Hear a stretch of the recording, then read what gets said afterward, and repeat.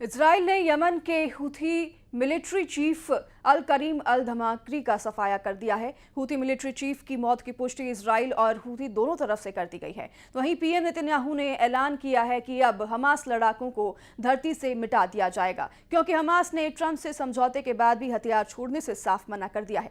उधर ईरान से परमाणु हमलों का अलर्ट व्हाइट हाउस को भी मिला है।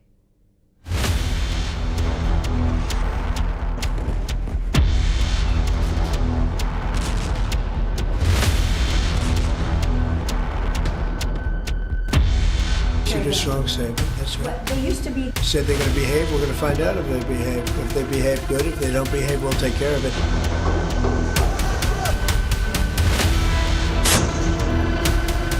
ट्रंप और नेतन्याहू को दो दुश्मनों से बहुत ही डरावने अपडेट मिले हैं। पहला झटका हमास ने दिया है तो दूसरा ईरान ने।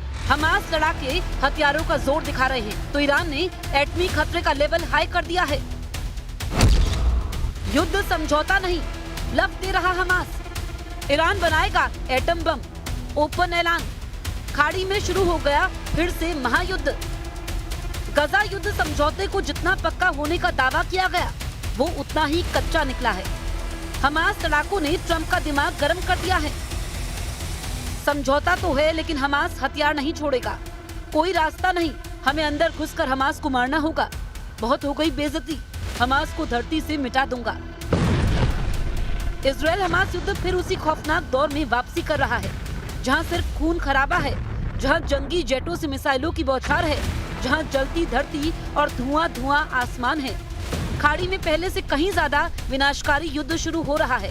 सिर्फ औपचारिक ऐलान की देर है, क्योंकि अब की धमकी ट्रंप ने दी है। फिर से हमास को नर्कलोक की तबाही दिखाने का ऐलान किया जा रहा है। ट्रंप और नेतन्याहू के लिए हमास ऐसा सिरदर्द बना हुआ है जिसका एक ही इलाज अब दोनों लीडर को दिख रहा है, वो है हमास का टोटल सफाया। ट्रंप और नेतन्याहू ने अब हमास को खल्लास कर डालने की कसम खा ली है। 13 अक्टूबर को हुए समझौते के 5 दिन बीत जाने के बाद भी हमास लड़ाके सरेंडर करने को तैयार नहीं है। हमास पोलित ब्यूरो के टॉप लीडर ने ये तक ऐलान किया है कि लड़ाका ग्रुप किसी भी कीमत पर हथियार नहीं छोड़ने वाला है। I cannot answer with a yes or no. Frankly, it depends on the nature of the project. The disarmament project you are talking about. What does it mean? To whom will the weapons be handed over? युद्ध समझौते में सबसे जरूरी शर्त Hamas को disarm करने की थी। प्रेसिडेंट ट्रंप ने ये बात कई बार दोहराई थी। ट्रंप ने ये तक कहा था कि हमास ने हथियार नहीं छोड़े तो अमेरिका अपनी सेना गजा में भेजेगा। हालांकि उनकी किसी भी धमकी को हमास ने गंभीरता से नहीं लिया और अब साफ साफ ये कह दिया है कि हमास लड़ाकों के हथियार सरेंडर का कोई सवाल नहीं है। जाहिर है हमास लड़ाकों के हाथ में हथियार रहेगा तो इजराइल सुकून से रह नहीं सकता। पीएम नेतन्याहू इस टेंशन को अब पूरी तरह खत्म करने के मूड में है। वहीं ट्रंप ने हमास पर बराबर नजर बनाकर रखी हुई है। Issued a strong statement. That's right. They used to be. Said they're going to behave. We're going to find out if they behave. If they behave, good. If they don't behave, we'll take care of it. Hamas ने समझौते की शर्तों पर टालमटोल शुरू कर दिया है। Hamas ने इजराइल के जिंदा 20 बंधकों को रिहा तो किया है, लेकिन 28 से ज्यादा मुर्दा बंधकों के शवों को लौटाने में बहुत वक्त ले रहा है। इजराइल को शक है कि हमास ज्यादा से ज्यादा समय युद्ध की तैयारी में लगा रहा है। ट्रंप की पीस डील के ज्यादातर जरूरी बातों पर हमास अमल करने को तैयार नहीं, जैसे मुर्दा बंधकों के शव लौटाने में हो रही देरी को हमास ने गजा के खंडर में तलाशी अभियान का बहाना बना रखा है। हमास मिलिट्री ने हथियार छोड़ने की जगह नए हथियारों का प्रोडक्शन बढ़ा दिया है। युद्ध समझौते के बाद हमास में लड़ाकों की भर्ती में तेजी आई है। हमास ने अपने सुरंग नेटवर्क को फिर से एक्टिव कर हथियारों का वहां गोदाम बनाना शुरू कर दिया है।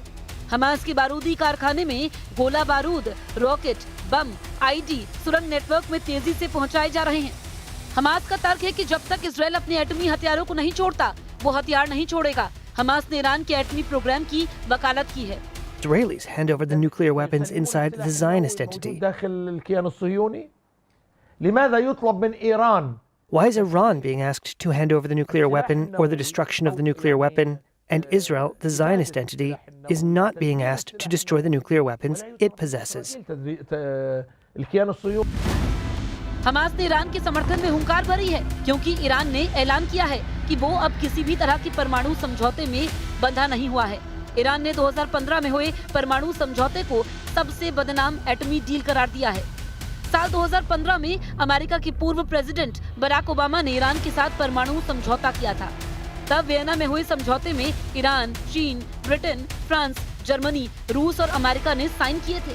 एटमी डील के बाद ईरान पर लगे प्रतिबंध हटाए गए थे। बदले में ईरान ने न्यूक्लियर प्रोग्राम पर रोक लगा दी थी।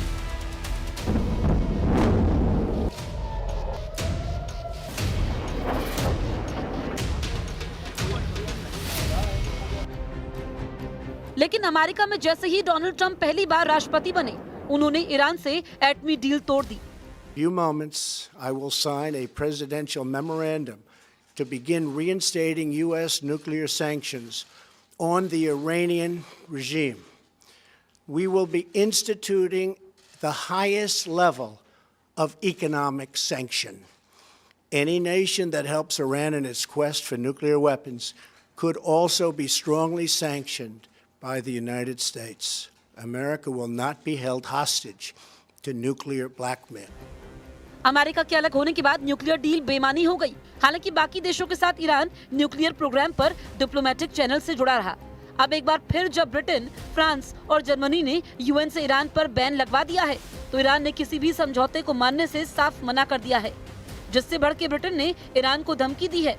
ब्रिटेन ने ईरान को सबसे बड़ा थ्रेट तक कहा है।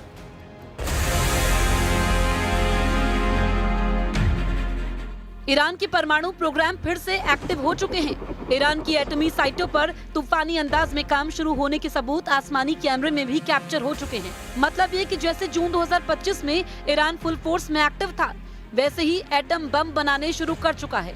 तो क्या इजराइल अमेरिका जून 2025 जैसे फिर ईरान पर हमला कर सकते हैं? उस वक्त क्या हुआ था, ये भी जान लीजिए। इजराइल ने तब 200 जंगी जेट से ईरान पर बारूद बरसाया था। जवाब में ईरान ने 200 बैलिस्टिक मिसाइलों की बौछार की थी। इसके बाद ईरान पर दोबारा पलटवार करके इजराइल ने 3 और न्यूक्लियर साइटें दहला दी थी। इजराइल ने ईरान की राजधानी Tehran, nuclear power center Natanz, missile launch center Tabriz और काउंटर स्ट्राइक सेंटर शिराज समेत कई शहरों को बारूद से पाट दिया था। एपी की रिपोर्ट के मुताबिक ईरान की सरकारी न्यूज एजेंसी ने दावा किया था कि फोर्डो एटमी प्लांट के पास 2 धमाके हुए। इजराइल ने दावा किया था कि उसने इस्फहान में ईरानी परमाणु सेंटर पर हमला किया। ईरान की आधिकारिक IRNA समाचार एजेंसी ने बताया कि पूर्वी अजरबैजान प्रांत में तबरीज के पास एक रडार स्टेशन पर भी हमला हुआ था। पूर्वी अजरबैजान में ईरान के 11 आर्मी बेस पर हमला हुआ, जिसमें 18 लोग मारे गए थे।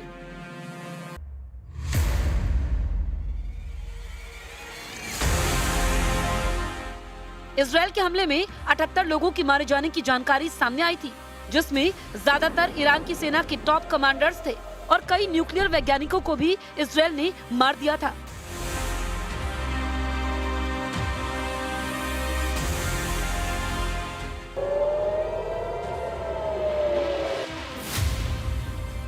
इजराइल की बारूदी प्रहार से ईरान के 4 एटमी साइटें तबाह हो गई थी। पहला नतांज, जहां ईरान का सबसे बड़ा यूरेनियम एनरिचमेंट प्रोग्राम चल रहा था। नतांज में 14,000 सेंट्रीफ्यूज से 60% तक यूरेनियम संवर्धन किया जा रहा था। इजराइल ने इस एटमी सेंटर के ऊपरी हिस्से को बम धमाके से उड़ा दिया था। नतांज में पावर सप्लाई ठप हो गई, जिससे एटम बम के सेंट्रीफ्यूज को भारी नुकसान पहुंचा। इसी तरह इजराइल ने फोर्डो यूरेनियम एनरिचमेंट फैसिलिटी को बमबारी से दहलाने का दावा किया। पहाड़ी इलाके में बने इस एटमी सेंटर में 2200 सेंट्रीफ्यूज के साथ 60% तक यूरेनियम संवर्धन किया जा रहा था। वहीं इस्फहान न्यूक्लियर साइट पर ईरान ने हमले का आरोप लगाया, जबकि इजराइल ने इसकी पुष्टि नहीं की थी। इजराइल के हमले के बाद प्रेसिडेंट ट्रंप ने खामेनेई को मैसेज भेजा था कि ज्यादा देर करना ईरान के लिए घातक साबित होगा। ट्रंप ने ईरान को तब 60 दिन की डेडलाइन थी, मगर 22 जून को ही ट्रंप ने ईरान के एटमी अड्डों को उड़ाने के लिए 7 B-2 बम वर्षक भेज दिए थे। अमेरिका ने ईरान के 3 न्यूक्लियर साइटों को B-2 से जलाकर राख कर दिया था। बंकर बस्टर बम के धमाकों से भूमिगत परमाणु अड्डों की तबाही पहली बार दुनिया ने देखी। हालांकि ईरान ने दोबारा अपने सभी अड्डों की मरम्मत कर एटमी प्रोग्राम शुरू कर दिया। ईरान के सुप्रीम लीडर अली खामेनेई ने एटमी प्रोग्राम पर अपना स्टैंड पहले ही क्लियर कर रखा है।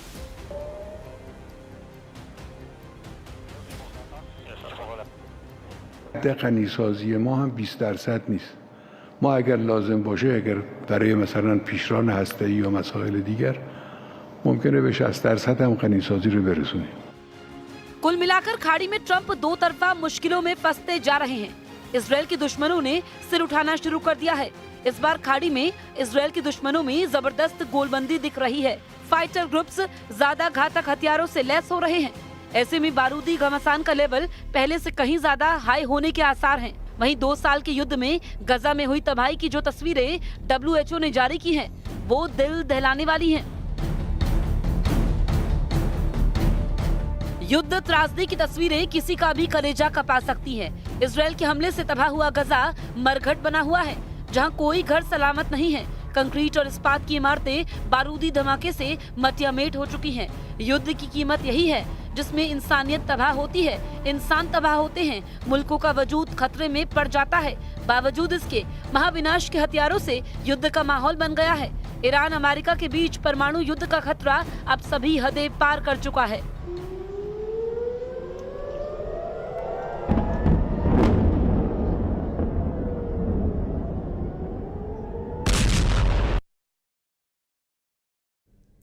तो यहाँ वक्त हो चला है एक शॉर्ट ब्रेक का। खबरों का सिलसिला यूं ही जारी रहेगा। आप देखते रहिए न्यूज़ 18।